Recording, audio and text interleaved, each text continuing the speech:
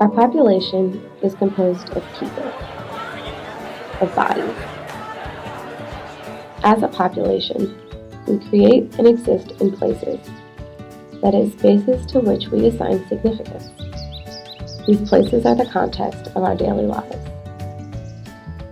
However, some bodies experience functional limitations in completing activities of daily living. These physical differences, or impairments, distinguish deviant bodies from normal bodies. When someone can't participate in a place, it becomes inaccessible to them. So, what is disability? Well, the medical model says that disability is caused by physical impairments, and inaccessibility is the fault of the body. The social model says that disability results from the designation of place in an inaccessible space. Basically, society disables bodies. Bodies are not inherently disabled. So, what is disability? We're going to land on a definition that is somewhere between the medical and social models. I think we can agree that disability involves some combination of inaccessibility and impairment. But we can't determine an exact combination because it doesn't exist. Disability exists on a spectrum that is influenced by multiple factors.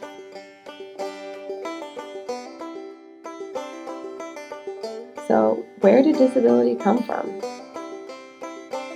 Well, physical impairments are naturally occurring, but inaccessible places are not. They had to be constructed. Someone had to build them. Both physical and cultural structures of disablement have many roots and many origins. It's taken a long time to build the society we have now. But we can trace one origin all the way back to the Industrial Revolution. Before the Industrial Revolution, society had a feudal construct. The localized economy encouraged cooperation in handicraft production, activities that physically impaired people could participate in. Then, the Industrial Revolution came, and a lot of things changed. Home and work environments were separated, and distance was placed between them as labor occurred in a place outside the home. This distance effectively placed a mobility requirement on most jobs. Laborers needed to be able to get themselves to the job site, or else. There were few, if any, alternatives for people with mobility limitations. Individual labor value was measured against average production standards instead of measuring it by task completion. Workers that couldn't meet quotas with the desired speed and efficiency just were not employed. Production got more competitive, so producers sought out more ways to maximize efficiency. They consolidated production sites and made them central to other aspects of everyday life, thus spurring urban development. But cities were only built to maximize the efficiency of the most efficient workers. They were constructed to accommodate able or normal-bodied people. Deviant bodies just weren't considered. Since people with impairments were excluded from the most valued forms of labor, they had to become dependent on the employable bodies.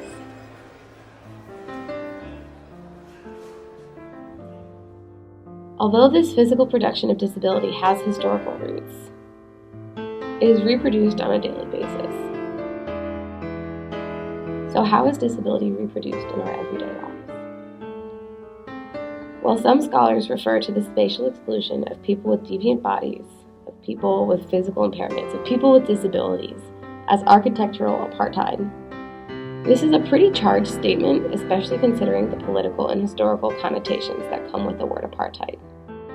However, it is clear that the built environment is effective at separating and excluding deviant bodies. Some people think that we can solve this problem by changing the built environment to be more accommodating. Basically, through technology, we can cure disability. Here in the United States, we've even made some policy changes. For example, the Americans with Disabilities Act has established regulations to ensure accessible spaces for everybody. Unfortunately, disability is not just the result of a built environment. Remember that spectrum of disability we talked about? Well, inaccessibility was only affected in part by environmental factors. The practices and beliefs of a society greatly influence the experiences of its members. The devaluation of less productive laborers occurred as part of a cultural shift during industrialization. But this prejudice has persisted since that era. Opponents to the Americans with Disabilities Act argue that the mandated changes are too expensive for everyone to implement. But the implication of this argument is that the beneficiaries are not worth the expenditures. And even outside of the economy and the labor market and that scary word capitalism, there's widespread aversion from deviant bodies that's evident in media representations. And by that I mean lack of media representations.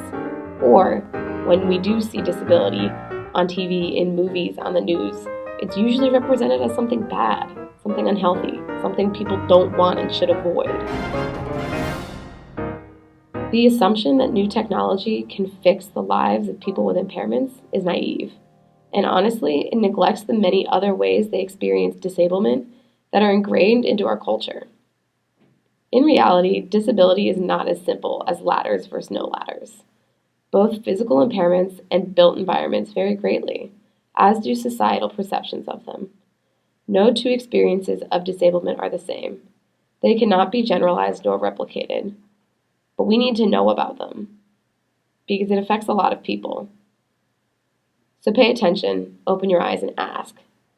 The experiences of disability, the corporeal realities that people face every day, can only be told and retold until something changes.